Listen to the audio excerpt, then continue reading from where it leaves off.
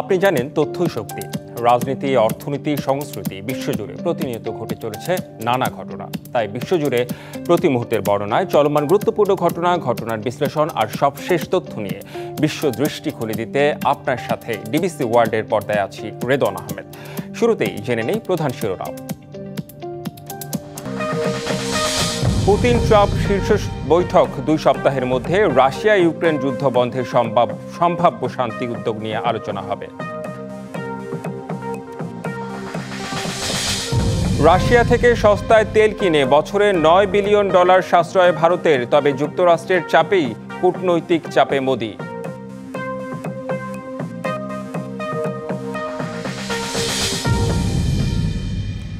দেখছিলেন সংবাদ শিরোনাম, জানাবো খবরের বিস্তারিত। গাজায় 2 বছর পর এসেছে যুদ্ধবিরতি, তবে উপত্যকার আকাশে কাটেনি শঙ্কার মেঘ। লাখ লাখ বাস্তুচ্যুত ফিলিস্তিনি ফিরেছেন তাদের বিধ্বস্ত ঘরবাড়িতে। কিন্তু শান্তি কতটা স্থায়ী হবে তা নিয়ে প্রশ্ন তুলেছেন খোদ ইসরায়েলি প্রধানমন্ত্রী বেনিয়ামিন নেতানিয়াহু, মার্কিন প্রেসিডেন্ট ও ডোনাল্ড ট্রাম্প। চারপাশে ধ্বংসস্তূপের মাঝেও শিশুদের মুখে হাসি, দৌড়াদৌড়ি ও হুংসুটির চিত্রই বলে দিচ্ছে যুদ্ধবিরতিতে গাজায় ফিরেছে স্বস্তি। যুদ্ধবিরতির 4র্থ দিনেও গাজা সিটির দিকে ফিরছে বাস্তুচ্যুত ফিলিস্তিনিরা।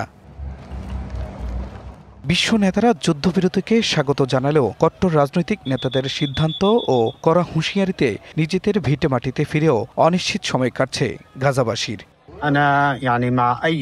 আমি এমন প্রচেষ্টা সমর্থন করি যা নিরাপত্তা, স্থিতিশীলতা ও অর্থনৈতিক পুনরুদ্ধার আনে। মানুষ ক্লান্ত, আমরা আমাদের সন্তানদের ভবিষ্যৎ চাই।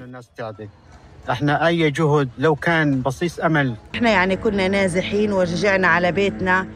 এটা আমার ঘর, সব ধ্বংস হয়ে গিয়েছে, পানি নেই, জীবন নেই, তবু আমি আমার বাড়ির ধ্বংসস্তূপের ওপরই আছি। আর কোনো সংঘাত চাই না, আমার জীবনের শেষ দিন পর্যন্ত এখানেই থাকতে চাই। নেতানিয়াহু স্পষ্ট হুঁশিয়ারি দিয়েছেন, হামাস বন্দীদের মরদেহ হস্তান্তর না করলে ইসরায়েল যে কোনো মুহূর্তে চুক্তি বাতিল করে আপোষহীন অবস্থান নেবে।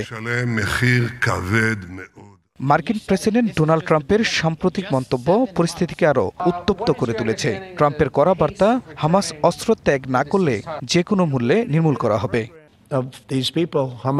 তারা মরদেহ ফিরিয়ে দিয়েছে। তারা বলেছে তারা এখন থেকে শান্তিপূর্ণ আচরণ করবে। আমরা দেখব তারা সত্যি তা করে কিনা। যদি করে, ভালো, না করলে আমরা তখন ব্যবস্থা নেব। নেতানিয়াহু ও ট্রাম্পের এই ধরনের বক্তব্য গাজার বাসিন্দাদের মধ্যে গভীর উদ্বেগ তৈরি করেছে। সামান্য স্বস্তির আলো যে কোনো মুহূর্তে নিভে যাওয়ার আশঙ্কায় তারা। খান মোহাম্মদ মুকুল, ডিবিসি নিউজ ডেস্ক। ইসরায়েলের প্রধানমন্ত্রী বেনিয়ামিন নেতানিয়াহু বলেছেন, গাজায় হামাসের হাতে নিহত বন্দীদের মরদেহ উদ্ধারে তিনি দৃঢ় প্রতিজ্ঞ। 7 অক্টোবর হামাসের হামলায় নিহতদের স্মরণে আয়োজিত অনুষ্ঠানে নেতানিয়াহু বলেন, সন্ত্রাসবাদের বিরুদ্ধে লড়াই চলবে পূর্ণ শক্তি নিয়ে। এর আগে বুধবার রাতে হামাস 2 জন বন্দীর মরদেহ হস্তান্তর করে। এ নিয়ে সোমবার থেকে মোট 9 জন নিহত বন্দীর মরদেহ ফেরত এসেছেন। এদিকে যুক্তরাষ্ট্রের প্রেসিডেন্ট ডোনাল্ড ট্রাম্প বলেছেন, হামাস যদি সহিংসতা চালিয়ে যায় তবে যুদ্ধবিরতি ভেঙে পুনরায় অভিযান শুরু করা হবে।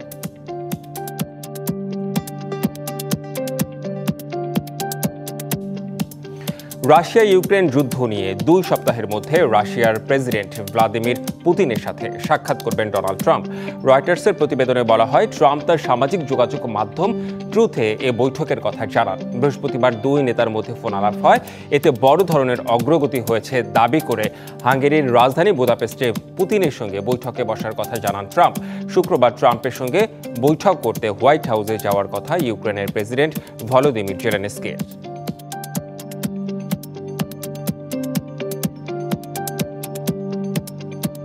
রাশিয়া থেকে সস্তায় তেল কিনে বছরে প্রায় $9 বিলিয়ন সাশ্রয় করছে ভারত। তবে যুক্তরাষ্ট্রের ক্রমবর্ধমান চাপের মুখে কঠিন কূটনৈতিক ভারসাম্যের সামনে পড়েছেন প্রধানমন্ত্রী নরেন্দ্র মোদী। এখন বড় প্রশ্ন, রুশ তেলের সুবিধা ধরে রাখবেন নাকি ওয়াশিংটনের সঙ্গে সম্পর্ক বজায় রাখতে কিছুটা ছাড় দেবেন। তেল সস্তা, ঝুঁকি বেশি। কঠিন কূটনৈতিক ভারসাম্যের এই খেলায় প্রধানমন্ত্রী নরেন্দ্র মোদী রুশ তেলের আর্থিক সুবিধা ধরে রাখবেন নাকি যুক্তরাষ্ট্রের সঙ্গে সম্পর্ক রক্ষায় ঝুঁকি নেবেন, এমন প্রশ্ন ঘিরে প্রতিবেদন প্রকাশ করেছে ব্রিটিশ সংবাদ মাধ্যম বিবিসি। সংবাদ মাধ্যমটি বলছে, চলতি বছরের আগস্টে প্রথম ধাক্কার মুখোমুখি হয় ভারত। রাশিয়া থেকে তেল কেনার শাস্তি হিসেবে যুক্তরাষ্ট্র ভারতের রপ্তানি পণ্যের উপর 50% শুল্ক আরোপ করে। সম্প্রতি মার্কিন প্রেসিডেন্ট ডোনাল্ড ট্রাম্প দাবি করেন, নরেন্দ্র মোদী শীঘ্রই রুশ তেল কেনা বন্ধের প্রতিশ্রুতি দিয়েছেন। এর জবাবে কড়া প্রতিক্রিয়ায় রাশিয়া জানায়, ভারতের অর্থনীতি ও জনগণের স্বার্থে রুশ তেল অপরিহার্য। বিশ্বের তৃতীয় বৃহত্তম তেল আমদানিকারক দেশ ভারত গত বছর রাশিয়া থেকে কিনেছে $52 মিলিয়ন ক্রুড তেল। রুশ তেলের প্রতি ব্যারেলে গড়ে 10 থেকে 40% ছাড় পাচ্ছে ভারতীয় রিফাইনারিগুলো। ভারতের গবেষক পার্থ মুখোপাধ্যায় বলেন, রুশ তেল ভারতের জন্য শুধু দামে স্থিতি আনে না, বরং রিফাইনারির জন্য উপযুক্ত। তিনি বলেন, আমেরিকান তেল ব্যবহার করতে গেলে ব্যয়বহুল প্রযুক্তি পরিবর্তন করতে হবে। বিবিসির প্রতিবেদনে বলা হয়েছে, ভারতের সামনে এখন দুটি কঠিন সিদ্ধান্ত: রাশিয়ার সস্তা তেল কিনে যুক্তরাষ্ট্রের নিষেধাজ্ঞার ঝুঁকি নেয়া, নাকি মধ্যপ্রাচ্য ও আমেরিকার তুলনামূলক ব্যয়বহুল তেল কিনে দেশে জ্বালানির দাম বাড়ানোর চাপ সামলানো।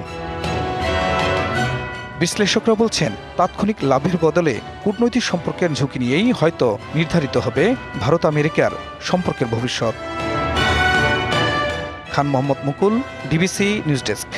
বিশ্বের সর্বোচ্চ পর্বতশৃঙ্গ মাউন্ট এভারেস্টে প্রথমবার সফল অভিযাত্রী দলের শেষ জীবিত সদস্য কাঞ্চা শেরপা মারা গেছেন। তার বয়স হয়েছিল 92 বছর। বৃহস্পতিবার কাঠমান্ডুর কাপান এলাকার নিজ বাসভবনে শেষ নিঃশ্বাস ত্যাগ করেন তিনি। নেপাল মাউন্টেনিয়ারিং অ্যাসোসিয়েশন এক বিবৃতিতে তাকে ঐতিহাসিক ও কিংবদন্তি ব্যক্তিত্ব হিসেবে উল্লেখ করেছেন। কাঞ্চা শেরপার নাতি তেনজিং চোয়েগ্যাল শেরপা সংবাদ মাধ্যম ডিপিএকে জানান, সম্প্রতি শারীরিক জটিলতায় ভুগছিলেন তিনি। 1953 সালের 29শে মে ক্যাম্প পর্যন্ত পৌঁছানো 3 শেরপার অন্যতম ছিলেন তিনি। 1933 সালে কাঞ্চা শেরপার জন্ম হয় নেপালের নামচেতে।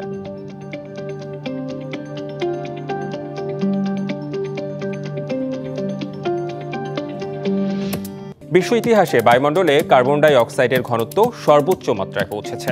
জাতিসংঘের বিশ্ব আবহাওয়া সংস্থা জানিয়েছে, এই রেকর্ড বৃদ্ধি ভবিষ্যতে আরও চরম আবহাওয়ার ঝুঁকি বাড়িয়ে তুলছে। জাতিসংঘের বিশ্ব আবহাওয়া সংস্থার এক প্রতিবেদনে বলা হয়, 2023 থেকে 2024 সালের মধ্যে বায়ুমণ্ডলে কার্বন ডাই অক্সাইডের পরিমাণ বেড়েছে 3.5 পার্টস পার মিলিয়ন, যা আধুনিক পরিমাপ শুরু হওয়ার পর থেকে সবচেয়ে বেশি বৃদ্ধি পেয়েছে। আমরা যে পরিমাণ কার্বন ডাই অক্সাইড, মিথেন ও নাইট্রাস অক্সাইড এখন দেখছি, তা গত কয়েক যুগের মধ্যে সর্বোচ্চ। তবে বিশেষজ্ঞরা বলছেন, শিল্পায়ন, জীবাশ্ম জ্বালানি পোড়ানো এবং দক্ষিণ আমেরিকার বনাঞ্চল ক্রমবর্ধমান দাবানলই এই বৃদ্ধির মূল কারণ। 18 শতকের শিল্প বিপ্লবের আগে যে পরিমাণ গ্রিনহাউস গ্যাস ছিল, তার তুলনায় এখন কার্বন ডাই অক্সাইড 52%, মিথেন 16% এবং নাইট্রাস অক্সাইড 25% পর্যন্ত বেড়েছে। পৃথিবীর বন, জমি ও মহাসাগর বর্তমানে মানুষের নির্গত কার্বনের প্রায় অর্ধেক শোষণ করে নেয়, কিন্তু এখন সেই প্রাকৃতিক ব্যবস্থাগুলো ক্রমেই দুর্বল হয়ে পড়ছে। অ্যামাজনের বিশাল অংশ গত এক দশকে দেখা গেছে বন এখন আর কার্বন শোষণ করছে না, বরং উল্টো বায়ুমণ্ডলে গ্যাস ছাড়ছে। এদিকে বিজ্ঞানীরা সতর্ক করছেন, এখনই নিঃসরণ কমাতে না পারলে পৃথিবীর গড় তাপমাত্রা আরও 2 থেকে 3 ডিগ্রি সেলসিয়াস পর্যন্ত বেড়ে যেতে পারে, যা সমুদ্র পৃষ্ঠের উচ্চতা বাড়াবে 10 থেকে 20 মিটার পর্যন্ত। Nahida Rinthi, DBC news desk. DBC world এই ছিল এখনকার মতো। ডিবিসি নিউজের সংবাদগুলো পড়তে ভিজিট করুন dbcnews.tv আর ভিজিট করুন ডিবিসি নিউজের ফেসবুক পেজ এবং ইউটিউব চ্যানেল। সঙ্গেই থাকুন।